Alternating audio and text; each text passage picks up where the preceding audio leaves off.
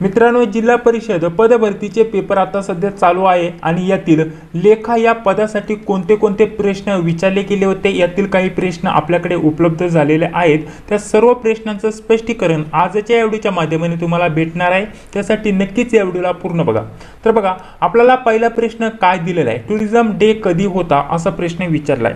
तर पर्यटन दिन सांगा बरं, पर्यटन दिन कधी असतो? तर आपल्या या प्रश्नाचं योग्य उत्तर असणार आहे 27 सप्टेंबर। ठीक आहे, 27 सप्टेंबर म्हणजे आपल्याला लेटेस्ट हा जो प्रश्न आहे तो विचारला गेलेला बघण्यासाठी भेटत आहे।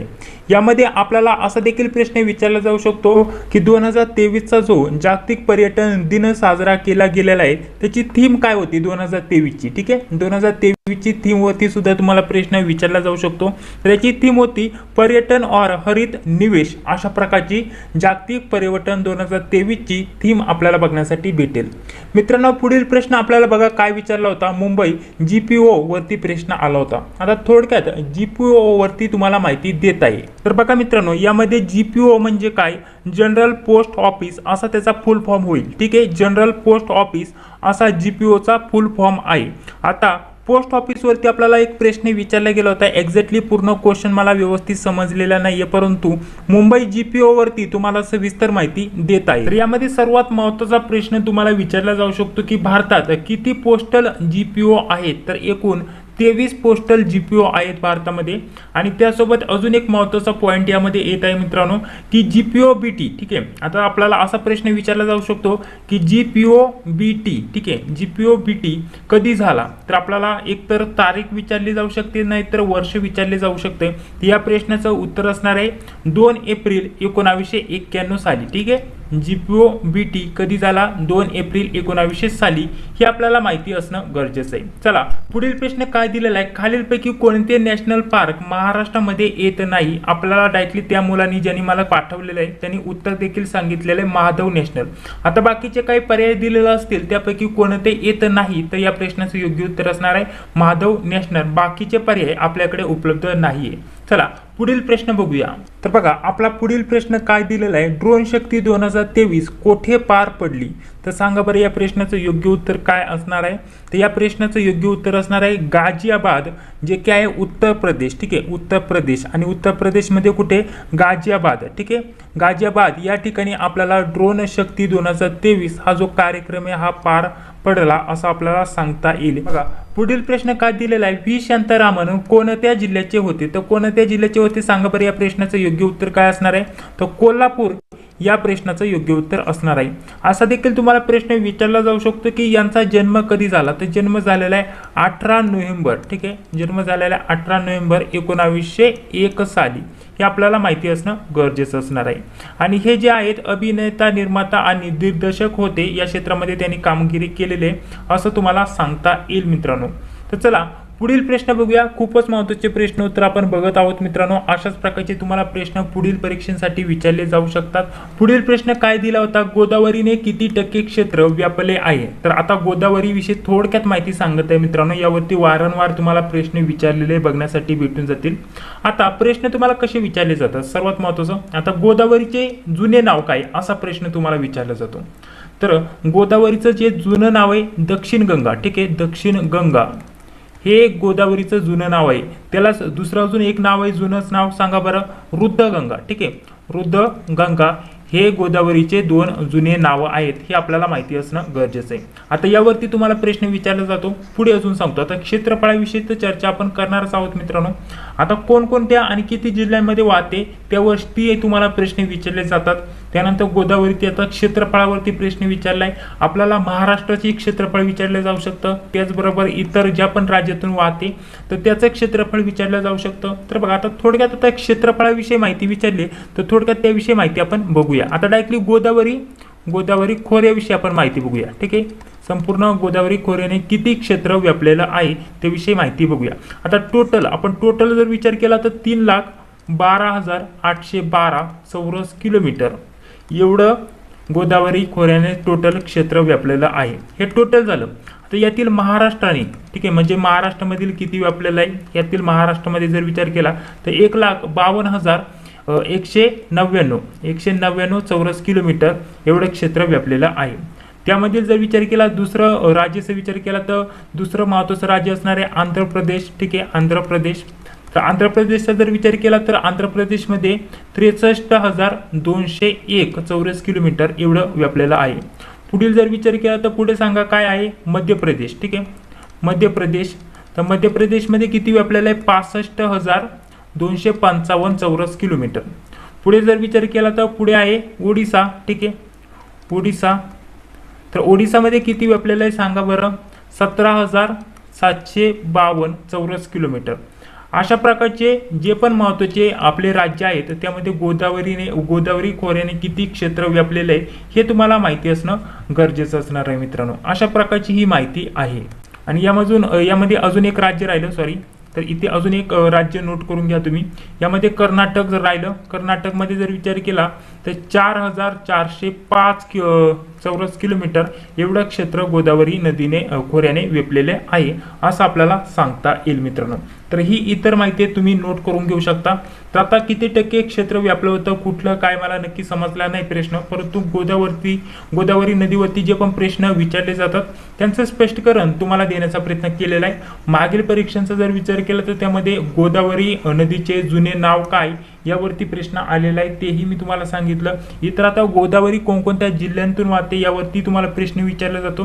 हे जे पण पॉईंट्स आहेत व्यवस्थित तुम्ही करून ठेवा मित्रांनो. पुढील प्रश्न बघा काय दिलेला आहे. जालनामध्ये 1992 कोणता सब डिव्हिजन ऍड झाला सांगा बरं या प्रश्नाचं योग्य उत्तर.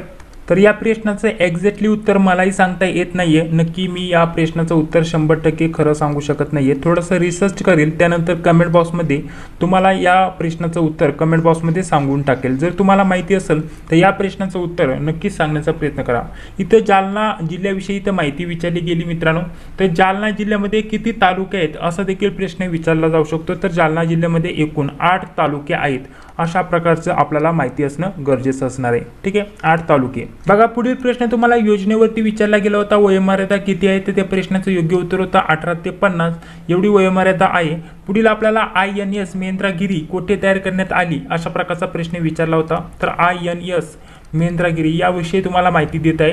तर यामध्ये जर विचार केला तर नाव आहे INS महेंद्रगिरी.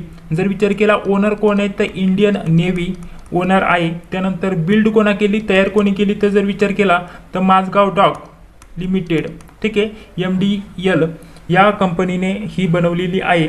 त्यानंतर जर विचार केला कधी बनवली किंवा लॉन्च केली असा सुद्धा प्रश्न विचारला जाऊ शकतो की INS महेंद्रगिरी कधी लॉन्च केली तर 1 सप्टेंबर. ठीक आहे, 1 सप्टेंबर 2023 या दिवशी लॉन्च केलेली आहे. ठीक आहे, आता सध्या ही कार्यरत आहे असं देखील तुम्हाला सांगता येईल मित्रांनो.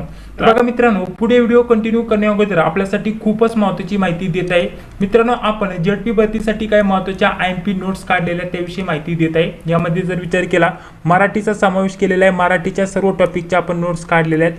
इंग्रजीच्या सर्व टॉपिकच्या नोट्स काढलेल्या आहेत. गणित बुद्धिमत्ताच्या सर्व आपण नोट्स काढलेल्या आहेत आणि त्यासोबत चालू घडामोडी. ठीक आहे, चालू घडामोडी आपल्याला चालू घडामोडीमध्ये 365 मागील 365 दिवसांची चालू घडामोडी भेटून जाईल 1 ऑक्टोबर. ठीक आहे, 1 ऑक्टोबर ते 11 ऑक्टोबर पर्यंतची सर्व चालू घडामोडी तुम्हाला या नोट्समध्ये बघण्यासाठी भेटून जाईल. सर्व आपल्याला डे बाय डे म्हणजेच प्रत्येक दिवसाची चालू घडामोडीवरती जेवढे पण महत्त्वाचे पॉईंट्स होते ते सर्व यामध्ये कव्हर केले गेले आहेत. तर अशा प्रकारचे आपण नोट्स काढलेले आहेत. प्रत्येक विषयाचे सेपरेट नोट्स काढलेत आणि आतापर्यंत जेवढे पण पेपर झालेले आहेत मित्रांनो जवळपास जर विचार केला मराठी इंग्लिश गणित बुद्धिमत्ता तर आपण या सर्व ज्या नोट्स काढलेल्या आहेत त्यातील जो आपण सिलेबस कव्हर केलेला आहे त्यातूनच 80 ते 90% जो अभ्यासक्रम आहे विचारला गेला मित्रांनो. एवढ्या प्रॉपरली नोट्स आपण काढल्या होत्या. तर तशाच प्रकारच्या नोट्स जर विचार केला तर आपण सर्व पदांसाठी काढलेल्या जिल्हा परिषद पदभरतीसाठी. यामध्ये सर्वात महत्त्वाचं म्हटलं तर आरोग्य सेवक पुरुष व महिला झालं, ग्रामसेवक झालं, त्यासोबत कृषी सेवक झालं. या सर्व पदांच्या आपण तांत्रिकच्या सुद्धा नोट्स काढलेल्या आहेत. ठीक आहे, तांत्रिकच्या सुद्धा नोट्स काढलेल्या आहेत आणि बाकीचे जे इतर पद आहेत त्यांच्यासाठी मराठी इंग्लिश गणित बुद्धिमत्ता आणि चालू घडामोडी या 4 विषयांच्या नोट्स काढलेल्या आहेत. ठीक आहे, आणि आपल्याला जर विचार केला आरोग्य आरोग्यसेवक, ग्रामसेवक या पदांसाठी मराठी, इंग्लिश, गणित, बुद्धिमत्ता त्यासोबत तांत्रिक प्रश्नसंच टॉपिकनुसार सर्व काही नोट्स तयार केलेले आहेत मित्रांनो. जर तुम्हाला या नोट्स विषयी माहिती पाहिजे असेल, या नोट्स हव्या असतील तर तुम्हाला जास्त काही करण्याची गरज नाही. तुम्हाला एक नंबर देत आहे 91 39 64 31 99. ठीक आहे, 91 39 64 31 99 या मोबाईलवरती तुम्हाला व्हॉट्सअपवरती संपर्क करायचा आहे. तुमचं पदाचं नाव सांगायचं. जिल्हा परिषद पदभरतीसाठी मी अर्ज केलाय, माझ्या पदाचं नाव हे आहे आणि या पदासाठी मला नोट्स हव्या आहेत, तुम्हाला असा मेसेज करायचा आहे. त्यानंतर व्हॉट्सअपवरती SMS केल्यानंतर तुम्हाला ज्या पण आपल्या नोट्स आहेत त्याविषयी सविस्तर माहिती दिली जाईल. मित्रांनो, खूपच महत्त्वाच्या नोट्स असणार आहे. तुम्ही एकदा जर बघितल्या तर आतापर्यंत जे पण पेपर झाले त्यामध्ये आपण हे सर्व पॉईंट्स कव्हर केले होते. मराठी, इंग्लिश, गणित, बुद्धिमत्ता आणि सोबतच चालू घडामोडी यातूनच सर्व प्रश्न आलेले आहेत मित्रांनो. ठीक आहे, त्याच टाईपचे प्रश्न विचारले गेलेत. एवढ्या प्रॉपरली आपण नोट्स काढलेल्या अशा प्रकारचा जीकेचा समावेश होता मित्रांनो. आता पुढे जर विचार केला तर इंग्लिश विषयामध्ये कोणकोणत्या टॉपिकवरती प्रश्न आले होते. ऑलरेडी आपण ज्या नोट्स काढलेल्या आहेत हे सर्व आपण त्यामध्ये टॉपिक कव्हर केलेले आहेत मित्रांनो. स्पेलिंग, आपल्याला करेक्ट स्पेलिंग यावरती प्रश्न आले होते. आपल्याला योग्य जी स्पेलिंग आहे ती ओळखायची होती मित्रांनो. 2 प्रश्न होते यावरती. पॅराजंबलवरती 4 प्रश्न होते. आता पॅराजंबलवरती आपण आपल्या नोट्समध्ये डिटेलमध्ये समजून सांगितले, मराठीमध्ये स्पष्टीकरण दिले आणि त्यासोबत काही उदाहरणं सुद्धा तुम्हाला स्पष्टीकरणासोबत सोडून दिलेत मित्रांनो. तर त्यावरती 4 प्रश्न विचारले गेले होते. पुढे चला, आपल्याला करेक्ट सेंटेन्सवरती सुद्धा 4 प्रश्न आले होते मित्रांनो. त्यानंतर पॅसेजवरती तुम्हाला 5 प्रश्न येत आहे मित्रांनो. खूपच महत्त्वाचं असणार आहे पॅसेज. 5 प्रश्न म्हणजे 10 गुण. पुढे जर विचार केला तर वर्बवरती आपल्याला 4 प्रश्न होते आणि याही गोष्टींचा समावेश होता. तर पुढे जर विचार केला तर रिझनिंगचा विचार करूया, गणित बुद्धिमत्ताचा विचार करूया. यामध्ये आपल्याला सिटिंग अरेंजमेंटवरती 5 प्रश्न होते. एवढे 5 नसणार आहे, इथं 5 दिलेले आहेत परंतु 5 नसणार आहे एवढे. यावरतीच आपल्याला जास्तीत जास्त 2 ते 3 प्रश्न बघण्यासाठी भेटले असतील आणि बाकी त्याच्याच रिलेटेड दुसरे जे टॉपिक आहे आपण आपल्या बुद्धिमत्तेच्या नोट्समध्ये हे सर्व टॉपिक दिलेत त्यावरती प्रश्न असणार मित्रांनो. ठीक आहे, जर विचार केला तर आपल्याला पझल बेस इथं 5 प्रश्न विचारले होते. तर जे पण आपल्याला पझल असतं ते सोडवायचं असतं, तशा प्रकारचे 5 प्रश्न विचारले गेले होते.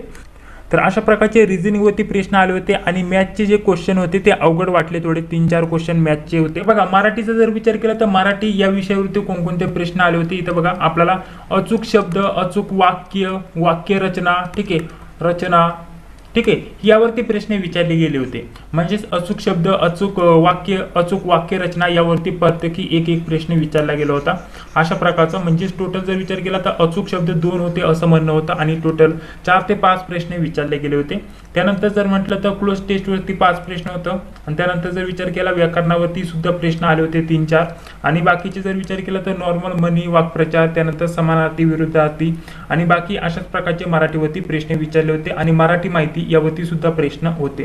तर हे सर्व टॉपिक आपण आपल्या मराठीच्या नोट्समध्ये कव्हर केलेले आहेत. तर अशा प्रकारची सर्व माहिती होती मित्रांनो. जेवढे पण माझ्याकडे प्रश्न उत्तर आले होते तर त्यांची माहिती मी तुम्हाला देण्याचा प्रयत्न केलेला आहे मित्रांनो. तर अशा प्रकारचे प्रश्न तुम्हाला विचारले गेले होते. त्यासोबत मित्रांनो मार्केटमध्ये हे जे नवीन पुस्तकं आलेत स्मार्ट स्टडी पब्लिकेशनची लेटेस्ट पुस्तकं आहेत मित्रांनो. तुम्हाला स्क्रीनवरती त्यांची माहिती दिसत असेल, तुम्ही हे पुस्तकं वापरू शकता. ठीक आहे, तर अशा प्रकारचं यामध्ये पहिलं पुस्तक जर म्हटलं तर TCS पॅटर्ननुसार 79 प्रश्नपत्रिका संच हे पुस्तक आहे. खूपच महत्त्वाचं असणार आहे परीक्षेसाठी प्रॅक्टिस करण्यासाठी. पुढील चालू घडामोडीसाठी 81 सराव प्रश्नसंच हे पुस्तक महत्त्वाचं असणार आहे आणि त्यापुढील मराठी आणि इंग्लिश यासाठी मराठी व इंग्लिश प्रश्नसंच हे पुस्तक तुमच्यासाठी महत्त्वाचं असणार आहे. TCS पॅटर्ननुसार, IBPS पॅटर्ननुसार सर्व टॉपिकनुसार आणि स्पष्टीकरणासोबत यामध्ये तुम्हाला सर्व काही भेटून जाणार आहे. लेटेस्ट आता तलाठी भरती झालेले आहे. तलाठी भरतीमध्ये 57 शिफ्टमध्ये पेपर झालेले आहेत. त्या सर्व प्रश्नपत्रिकांचा संच तुम्हाला या पुस्तकामध्ये दिलेला आहे. त्यासाठी तुम्ही हे पुस्तक वापरू शकता आणि अधिक माहितीसाठी तुम्हाला नंबर दिलेला आहे त्यावरती तुम्ही संपर्क करू शकता मित्रांनो. तर अशा प्रकारचे आपल्याकडे आजचे प्रश्न उपलब्ध झाले होते मित्रांनो. तर हे सर्व प्रश्न लेखा या पेपरला विचारले गेले होते. ठीक आहे, आपल्याला या पदाच्या पेपरसाठी विचारले गेले होते. तर अशा प्रकारची सविस्तर माहिती देण्याचा प्रयत्न केलेला आहे. या व्यतिरिक्त तुमचे काही प्रश्न असतील तर कमेंट बॉक्समध्ये सांगायला विसरू नका. जर व्हिडिओ आवडला असेल तर नक्कीच या व्हिडिओला लाईक करा. चॅनलवरती पहिल्यांदा आला असेल तर चॅनलला सबस्क्राईब करा. जी बिल ती लाईक क्लिक करा. भेटूया पुढील व्हिडिओमध्ये. जय हिंद, जय महाराष्ट्र.